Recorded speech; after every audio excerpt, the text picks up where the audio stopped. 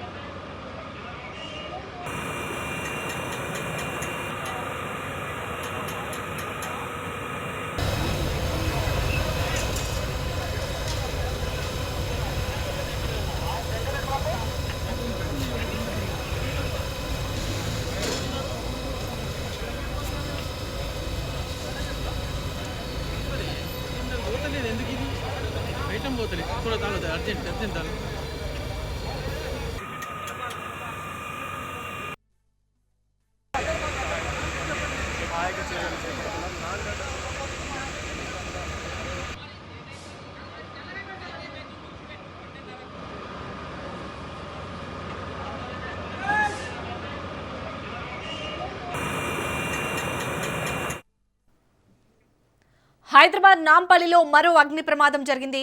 FSL కార్యాలయంలో మంటలు ఒక్కసారిగా చెలరేగాయి. సమాచారం తెలుసుకున్న ఫైర్ సిబ్బంది అక్కడికి చేరుకొని మంటలను అదుపు చేశారు. ఇక ఇదే అంశంపై మరిన్ని డీటెయిల్స్ ని మా ప్రతినిధి ప్రవీణ్ అందిస్తారు. ప్రవీణ్, అసలు ఈ అగ్ని ప్రమాదం జరగడానికి కారణం ఏంటి? పోలీసులు ఏం చెప్తున్నారు? శాలిని, అయితే హైదరాబాద్ లో మరోసారి అగ్ని ప్రమాదం చోటు చేసుకుంది. ఒక్కసారిగా హైదరాబాద్ ప్రాంత వాసులు మరోసారి ఉలికి పడ్డట్టుగా అయితే సమాచారం వస్తుంది. హైదరాబాద్ నాంపల్లి ప్రాంతంలో ఉన్నటువంటి ఫోరెనిక్స్ సైన్స్ ల్యాబొరేటరీ లో భారీ అగ్ని ప్రమాదం చోటు చేసుకుంది. అయితే ల్యాబ్ లో అకస్మాత్తుగా మంటలు చెలరేగడంతో భవనం మొత్తం దట్టమైన పొగలతో నిండిపోయింది. పొగ తీవ్రత ఎక్కువగా ఉండడంతో పరిసర ప్రాంతాల్లో తీవ్ర కలకలం కూడా నెలకొందని తెలుస్తుంది. సమాచారం అందుకున్న వెంటనే అగ్నిమాపక సిబ్బంది మొత్తం అప్రమత్తమయ్యారు. 2 ఫైర్ ఇంజన్లతో పాటు ఫైర్ సిబ్బంది ఘటనా స్థలానికి చేరుకుని మంటలను అదుపు చేసే పనిలో నిమగ్నమై ఉన్నారు. అయితే భవనంలో కీలకమైన ఫోర్నిక్స్ పరికరాలు, రసాయనాలు ఉండడంతో అగ్ని ప్రమాదం తీవ్రత ఎక్కువగా ఉందని కూడా అధికారులు అయితే పేర్కొంటున్నారు. అయితే మంటలు చెలరేగే సమయంలో ల్యాబ్ లో సిబ్బంది తక్కువ సంఖ్యలో ఉన్నారని, అప్రమత్తంగా వారిని బయటికి తరలించడంతో ప్రాణ నష్టం తప్పిందని కూడా అధికారులు తెలుపుతున్నారు. అయితే ప్రస్తుతం ఎలాంటి ప్రాణ నష్టం జరగలేదంటూ కూడా ప్రాథమికంగా వెల్లడించారు. అయితే అగ్నిమాపడానికి గల కారణాలు ఇంకా తెలియరాలేదు.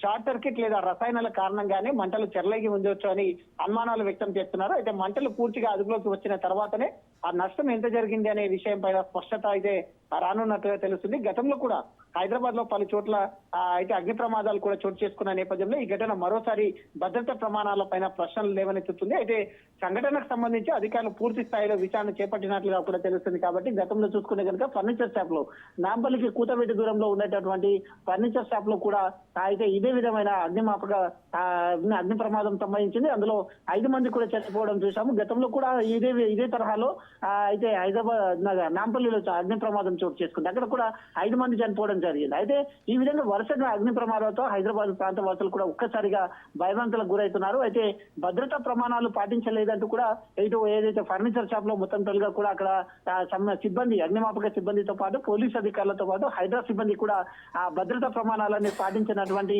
ఏదైతే షాపులు ఉంటాయో వాటి హెచ్చరికలు జారీ చేస్తూ కొన్ని షాపులను కూడా సీజ్ చేయడం జరిగింది. అదేవిధంగా చూసుకునే కనుక ప్రభుత్వ కార్యాలయాల్లో కూడా ప్రభుత్వ కార్యాలయాల్లో అగ్నిమాపకం సంభవిస్తే ఒకవేళ ముఖ్యమైన పత్రాలతో పాటు కొన్ని డాక్యుమెంట్స్, కంప్యూటర్, ఇతరత్ర ఎలక్ట్రిక్ వస్తువులు కూడా ఉంటాయి. కాబట్టి వాటి యొక్క ప్రామాణ్యతను కాపాడడానికి భద్రతా ప్రామాణ్యతను ఏ విధంగా పాటిస్తున్నారు అంటూ కూడా అయితే భద్రతా ప్రామాణ్యాన్ని పాటించాలి. అగ్నిమాపక సిబ్బందితో పాటు అగ్నిమాపక పరికరాలు కూడా ఏర్పాటు చేయాలి అంటూ కూడా అక్కడ ఉన్నటువంటి స్థానిక స్థానికులు ఒక్కసారిగా వాపోతున్నట్టుగా తెలుస్తుంది. కాబట్టి అయితే మొత్తంగా చూసుకునే కనుక ఇప్పుడు ప్రస్తుతం అయితే కాసేపట్లో మంటలు మొత్తం అదుపులోకి వచ్చే అవకాశం ఉంది.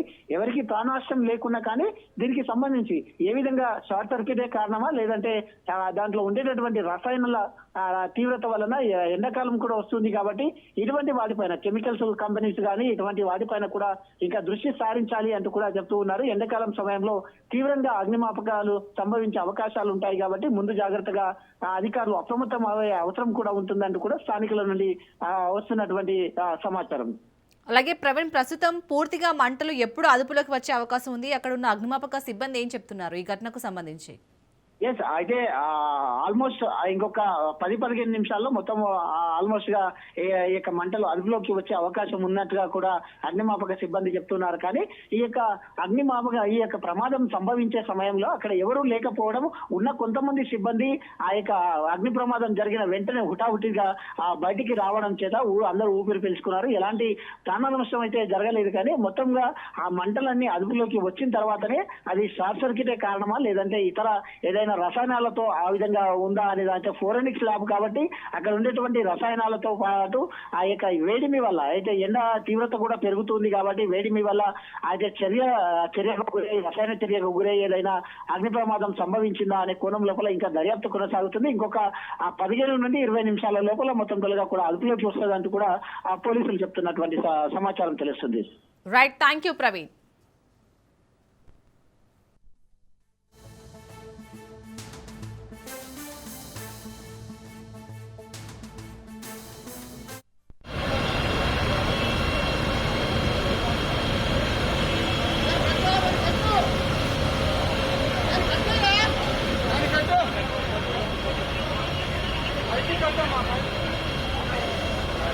మీరు ఎక్కి తిరగాలి.